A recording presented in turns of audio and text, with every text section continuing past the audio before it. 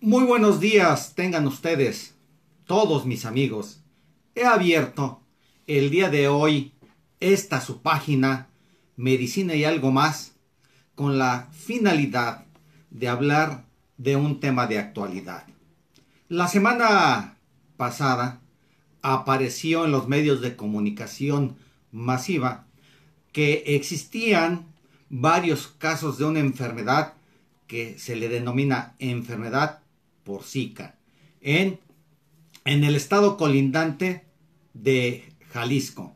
De tal suerte que esto abrió la posibilidad de que disertáramos sobre este problema.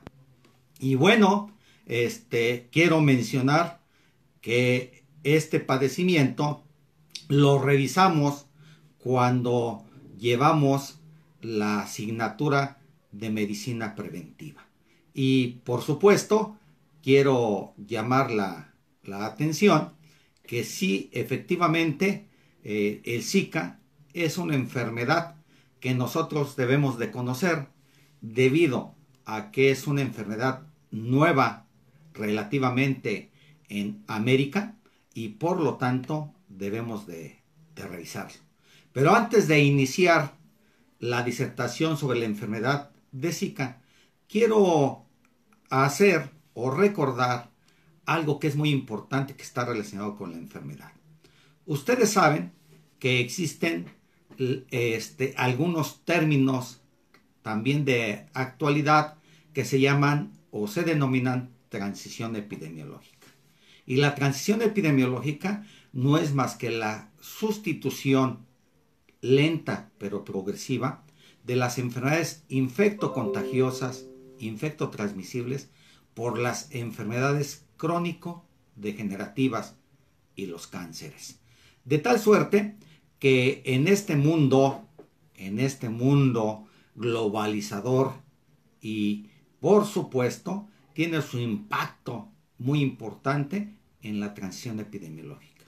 Pero no hay que olvidar que existe también otro término, el término de contratransición epidemiológica, que es, ahora sí, dar unos pasitos hacia atrás, porque aparecen dos fenómenos en la contratransición epidemiológica, que es las enfermedades emergentes y las enfermedades reemergentes. ¿Y qué quiere decir esto?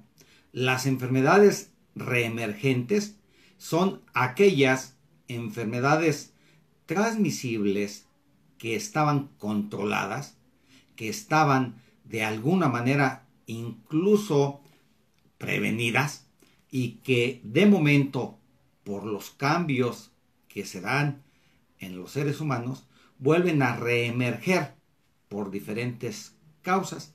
El ejemplo en nuestro país es la tuberculosis. Y las enfermedades que son emergentes son aquellas que no están o no estaban presentes en algunas áreas determinadas.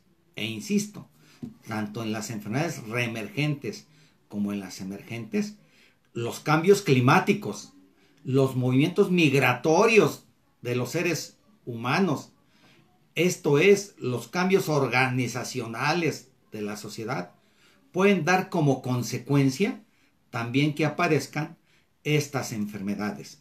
Y efectivamente, la enfermedad del Zika es una enfermedad emergente. No es que no era conocida, pero se circunscribía al continente africano. Y después de los cambios climatológicos, después de los movimientos migratorios, después de la movilización de la sociedad, pues empiezan a aparecer casos en otras partes del mundo. De tal suerte que en América, específicamente en Brasil, en Argentina, fue donde se inició la introducción en América de la enfermedad del Zika. Bueno, y hay otra enfermedad que fue muy similar, que fue el de la chikungunya. Y de ahí empezó a moverse territorialmente y se sospecha que la enfermedad de Zika y la chikungunya enfermedades emergentes, porque antes, nunca antes, habían estado, se introdujeron por las entidades federativas del sur y del sureste. De tal suerte que así es como han ido avanzando hasta hace una semana que mencionamos en los medios de comunicación manejaron de manera preocupante que la enfermedad del Zika se encontraba en Jalisco. Por supuesto, esto apenas conocido por los medios de comunicación masiva. La enfermedad del Zika ya ha estado en nuestro país desde hace algún tiempo. Y por supuesto, también hay otro término, mencionábamos la transición epidemiológica, repito, la contratransición epidemiológica con las enfermedades emergentes y reemergentes, y también existe la polarización epidemiológica, que es donde habitualmente se da estas enfermedades tanto reemergentes como emergentes. Y la polarización tiene que ver exactamente con los que menos tienen, con los pobres, con aquellos grupos de personas que se ven menos favorecidos en su manera y forma de vivir. Esto es, que cuentan con lo mínimo indispensable para su desarrollo. Y bajo estas precisiones de transición epidemiológica, la contratransición epidemiológica, con las enfermedades emergentes y reemergentes y el término de polarización epidemiológica, vamos a empezar la disertación de la enfermedad por el virus del Zika. Y para ello, a manera de introducción, debo de mencionar que el virus del Zika es un flavivirus y es transmitido por mosquitos. La primera vez que se identificó esta enfermedad fue en Uganda en 1947 a través de hacer un monitoreo en la búsqueda de otra enfermedad conocida como fiebre amarilla, y ahí identificaron al virus del Zika y por supuesto la enfermedad del Zika. Y eso fue en 1947. Ya para 1952 se identificó por primera vez esta enfermedad en el ser humano, y por supuesto también fue en Uganda y países que estaban relacionados con Uganda, como Tanzania y por supuesto algunos países de origen africano. Y ya por allá, por los 70, los 80, ya se empezaron a apreciar esta enfermedad en Asia. Y por supuesto, siempre se ha ubicado como una enfermedad transmisible por vector. ¿Qué quiere decir esto? Que para que se transmita una enfermedad debe de haber un mosquito. Habitualmente es el Aedes.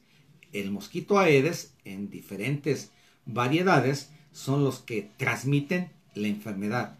De tal suerte que la enfermedad por Zika es una enfermedad que se ubica como transmisible por vector. Y como les decía, se introduce posteriormente en América. Ahí por el año del 2014, 2015, Brasil ya lo está notificando, pero además notifica que la enfermedad del Zika tiene una íntima relación con dos problemas de salud. Uno de ellos es el que también provoca síndrome de Guillain-Barré. Y por supuesto, esto lo hace todavía más preocupante. Pero más aún, la preocupación crece cuando se observó que la enfermedad de Zika en las mujeres embarazadas, fundamentalmente en el primer trimestre del embarazo, puede provocar en el producto microcefalia. Fue aún todavía más preocupante. De tal suerte que esta enfermedad, conforme va recorriendo el mundo, se irá conociendo poco a poco, más sobre el impacto que tenga en nuestras sociedades. De tal suerte que hay que también mencionar que estas enfermedades transmisibles por vector, insisto, tienen que ver con cambios en cómo se maneja el ser humano, las migraciones y por supuesto los cambios climáticos en el mundo, ya que su transmisión depende de que exista o no un vector en ciertas comunidades. Y por supuesto, vuelvo a insistir, si el vector existe, existe la posibilidad de que exista esta enfermedad. Y como lo hemos dicho, el agente etiológico que provoca la enfermedad del Zika es el virus, es un virus y se le conoce como virus del Zika y pertenece a la familia Flaviviridae y por supuesto al género Flavivirus.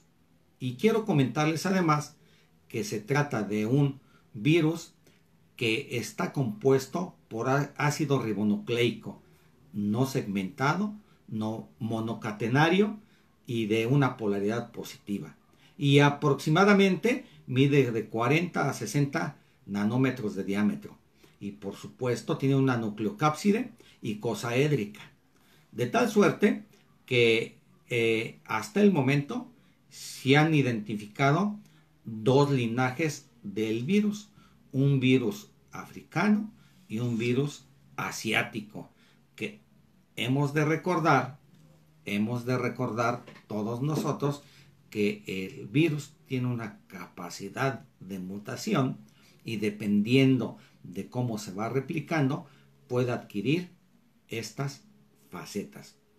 Ya hemos dicho que es una enfermedad transmisible por vector y que el vector es un mosquito del género Aedes y por supuesto pues está el Aedes aegypti, el Aedes albopictus, que son los que más comúnmente transmiten la enfermedad.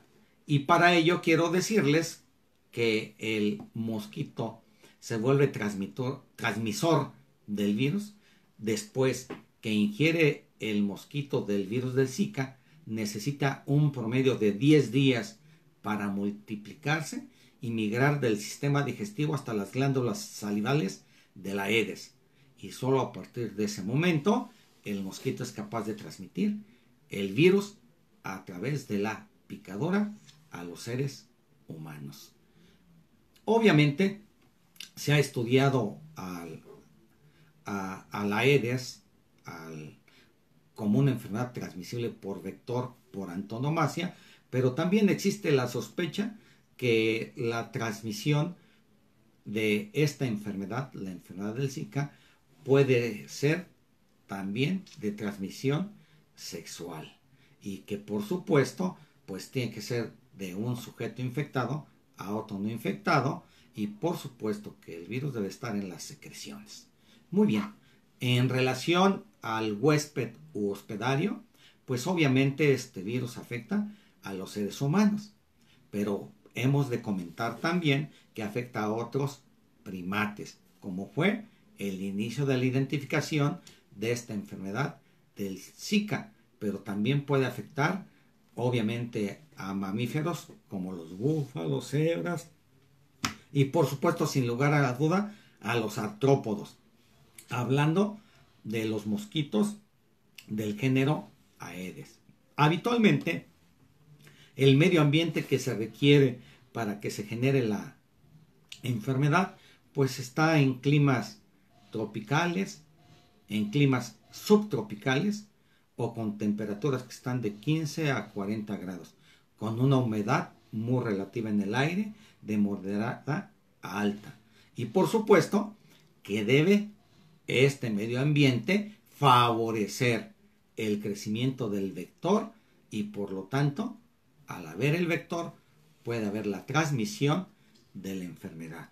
Por supuesto, para que haya la diseminación deben de haber características muy especiales para que el mosquito se le pueda facilitar su propagación, su reproducción y por lo tanto la enfermedad. Había comentado también que desgraciadamente en los países más pobres es donde existen las condiciones que son favorables para esta enfermedad. Y por ejemplo, en viviendas que están construidas de desecho de una manera inadecuada, que tienen problemas que tienen que ver con sitios donde existe la posibilidad que haya cacharros, vegetación, donde el mosco se pueda reproducir, ¿verdad? Entonces se puede dar la enfermedad. O donde concentran depósitos de agua y que están destapados. Ahí es cuando aparece el mosquito, por supuesto la reproducción en toda su evolución, la pupa, etcétera, y que al existir de nueva cuenta el vector, aparece la posibilidad de la transmisión. Quiero mencionarles que, por ejemplo, nada más en el año 2016 en nuestro país hubo más de 4,000 casos de enfermedad por Zika, y que por supuesto en el 2017 poco más de 2,175 casos en nuestro país de enfermedad por Zika. Y por supuesto quiero decirles que hasta la semana 40 epidemiológica del año 2018 ya llevamos una cantidad muy elevada que repasa o sobrepasa los 1,000 casos de enfermedad por Zika en nuestro país. De tal suerte que con esta remembranza de este panorama epidemiológico, vuelvo a repetir, ya tiene algunos años que la enfermedad de Zika está en nuestro país. Y mientras se encuentre, habrá obviamente pues enfermedades o pacientes con esta enfermedad, y que pueda haber obviamente los efectos por la enfermedad por Zika que hemos comentado y preocupantes, como el síndrome de Guillain-Barré, una parálisis flácida aguda refléctica, y por supuesto la microcefalia, que sí va a ir en detrimento de la calidad de vida de nuevos miembros de nuestra sociedad. Y bueno, esta enfermedad, una vez que es transmitida por el vector, tiene un periodo de incubación que puede ir de 3 a 12 días. Recordando, el periodo de incubación es cuando entra en contacto el agente etiológico y el huésped, esto es el virus y el ser humano, pasarán de 3 a 12 días para que empiecen a presentarse los primeros síntomas de la enfermedad por Zika. Quiero decirles que hay una buena proporción de esta enfermedad que puede pasar como asintomática, pero que hay otros que sí presentan síntomas. Pero además quiero comentarle que estos síntomas pueden confundirse con algunas otras enfermedades que están relacionadas con vectores, como la enfermedad de chikungunya, como había dicho, y otra enfermedad que en nuestro medio está presente, que es el famoso o la enfermedad por dengue virus. Y bien, voy a relatar algunos de los signos y síntomas que tienen las personas que desarrollan enfermedad de Zika. Primero, fiebre. Y puede existir, además de la fiebre, un exantema maculopapular, un rash. La gente lo ubica como salpullido. Y por supuesto, dolores articulares, una conjuntivitis que no es purulenta, y por supuesto una cefalea intensa. Una cefalea muy intensa y dolor retroauricular. Dice la gente, dolor en la parte posterior de los ojos. También puede haber vómito, náusea, edema, por supuesto sensación de debilidad, dolor abdominal, diarrea, e incluso con todos estos síntomas, falta de apetito. Habitualmente, la enfermedad por Zika habitualmente es, con todas las molestias que puede tener, llega a circunscribirse. Los síntomas duran unos días, una semana, y dicen por ahí, entre comillas, con el doctor y sin el doctor, se llega a curar el paciente. Por supuesto, es raro que lleguen a los grandes hospitales y es raro también que tenga muchas complicaciones o que pueda llevar a la muerte. Vuelvo a repetir, lo que preocupa en este sentido es la presencia del síndrome de Guillain-Barré, que ellos sí llegan a los hospitales, y lo más preocupante, la relación que se tiene con la posibilidad de que haya microcefalia. Esto es una cabeza pequeñita, una malformación que puede provocar el virus del Zika en los productos o niños de mujeres que están embarazadas y sobre todo en el primer trimestre del embarazo y que están cursando con la enfermedad de Zika. Y por supuesto, insisto, la microcefalia tiene que ver con el tamaño de una cabeza que es menor a lo normal. Y por supuesto, obviamente, llega a tener una íntima relación con problemas relacionados con el coeficiente intelectual.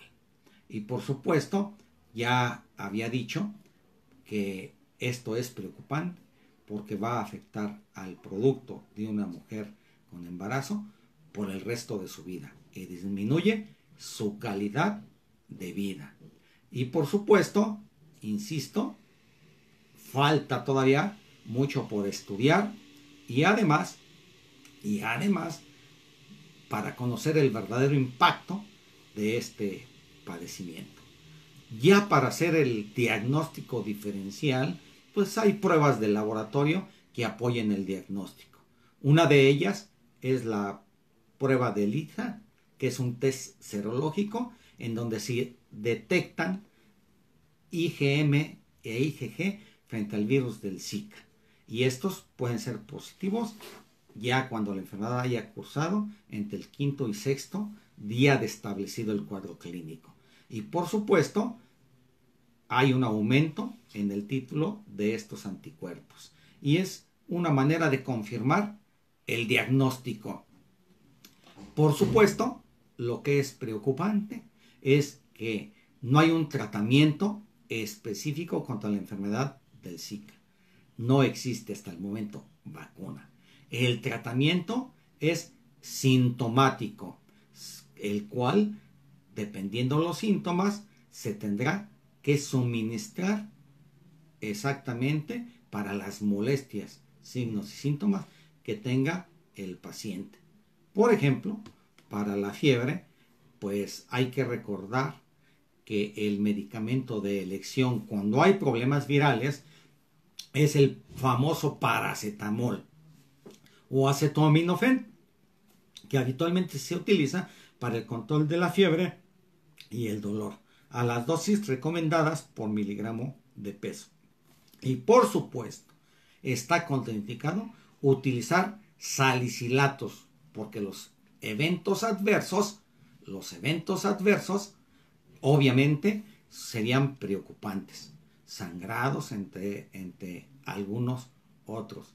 Y ya tiene años, una buena cantidad de años, que para cualquier enfermedad viral está contraindicado. Los salicilatos no están indicados por las complicaciones que hemos mencionado de sangrado. Y se debe de buscar alternativas y por eso se maneja el paracetamol. Y por supuesto, dentro de el tratamiento sintomático, pues a suministrar abundantes líquidos, por supuesto por las pérdidas que puede haber por los diferentes signos y síntomas que tiene el paciente con enfermedad con Zika. Y por supuesto, vuelvo a insistir que el dengue o la chikungunya tienen de alguna manera signos y síntomas muy parecidos. El diagnóstico es clínico y por supuesto de índole epidemiológico. Si existe el vector, existen casos, entonces lo relacionas con tu paciente y por lo tanto tendrás la posibilidad de tener el padecimiento. El diagnóstico es clínico y epidemiológico de acuerdo a cómo va circulando el virus y cómo va abarcando las diferentes áreas geográficas. Y por supuesto, las medidas de control y de prevención están relacionadas con exactamente los niveles de prevención. Lo primero que debe de hacer las autoridades de salud es hacer promoción y educación para la salud. En este caso, se tiene que ser muy específico e informar por todos los medios posibles a la comunidad de cómo se va introduciendo la enfermedad y cómo la pueden identificar. Y por lo tanto, que ante la posibilidad de tener alguna complicación, deben de presentarse inmediatamente a atenderse a los servicios de salud en nuestro país. Y debe de haber, sin lugar a duda, en esa promoción y educación a la salud, una participación y colaboración intersectorial o multidisciplinaria a todos los niveles.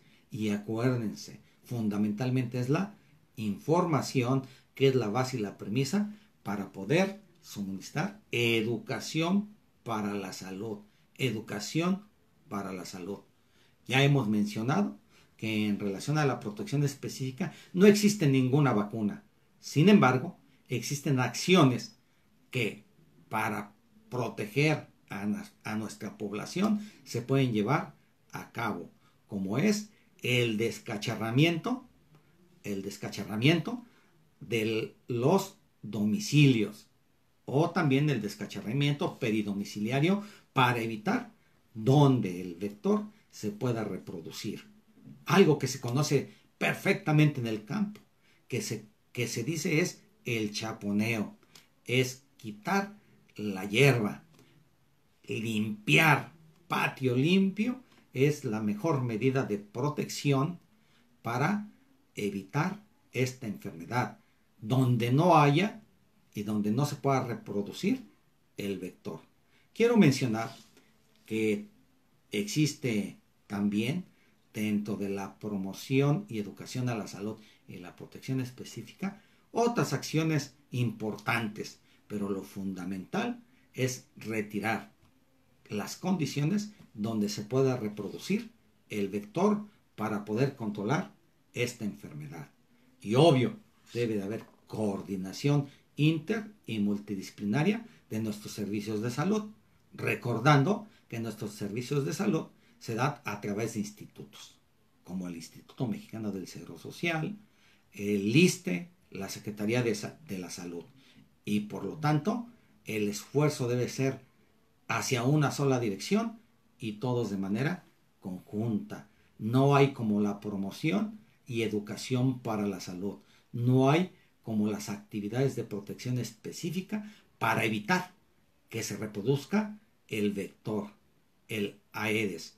Incluso que en los lugares donde se concentran grandes cantidades de agua por sus necesidades propias de la comunidad, pueden utilizar también hasta métodos biológicos para poder controlar la enfermedad. Eso ya está perfectamente comprobado, como la crianza de peces en grandes piletas que se van a alimentar de la pupa del mosco y por lo tanto de esa manera evitan que llegue a convertirse en mosquito y pueda transmitir la enfermedad.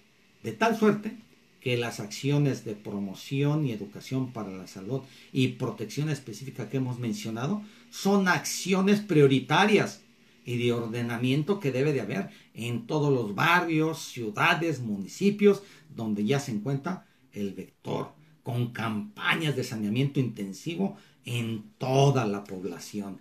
Esa es la mejor manera de podernos fortalecer. Esto es en cuanto a la prevención primaria.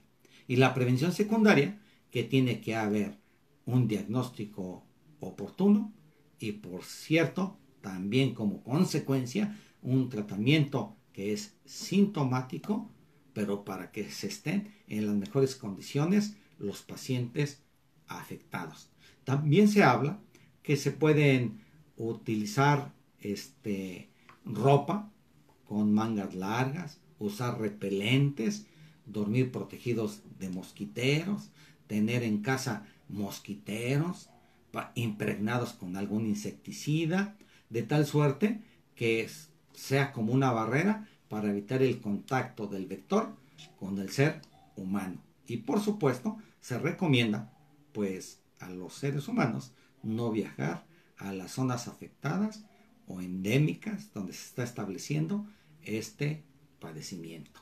De tal suerte que esto, por la alerta que dieron en Jalisco por los casos de Zika, me han permitido platicar con ustedes qué se debe de hacer en relación con esta enfermedad, y que no es nueva, que se le califica todavía como una enfermedad emergente, pero que aún todavía no tenemos o no conocemos el impacto que va a tener su introducción en todo el continente americano. De tal suerte que esta debe ser una presentación para quien quiere saber un poco más, pues póngase a leer, estudie.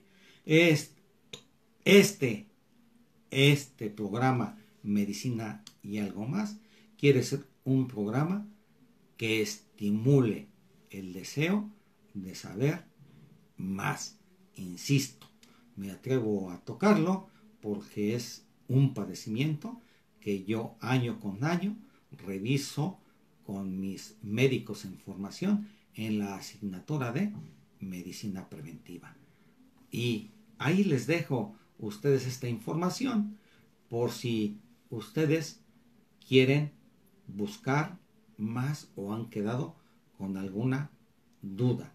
Lo que sí les quiero decir es que el Zika ya está en nuestro país, tiene varios años y es una causa de morbilidad producto de una enfermedad o grupo de enfermedades que se conoce como transmisibles de vector. Y lo que tenemos a nuestro alcance dentro de las medidas de prevención, la prevención primaria, secundaria y terciaria para este tipo de enfermedades, y sin lugar a dudas para todas las enfermedades, las infectocontagiosas, las transmisibles por vector, cualquier enfermedad crónico-degenerativa o así sea, los mismos cánceres. Les dejo pues esta aportación y ustedes obren en consecuencia. Que tengan muy buenos días, y su amigo y servidor, Dr. Ramón Camacho Delgado, se despide de ustedes después de haber hecho esta aportación sobre la enfermedad por Zika. Hasta luego y estén atentos a otra nueva aportación, y si a ustedes les gustó este programa, por favor de compartirlo con sus conocidos, sus amigos, su familia, sus compañeros, y hasta la vista. Muy buenos días, su amigo y servidor, Dr. Ramón Camacho Delgado, responsable de esta página de medicina y algo más.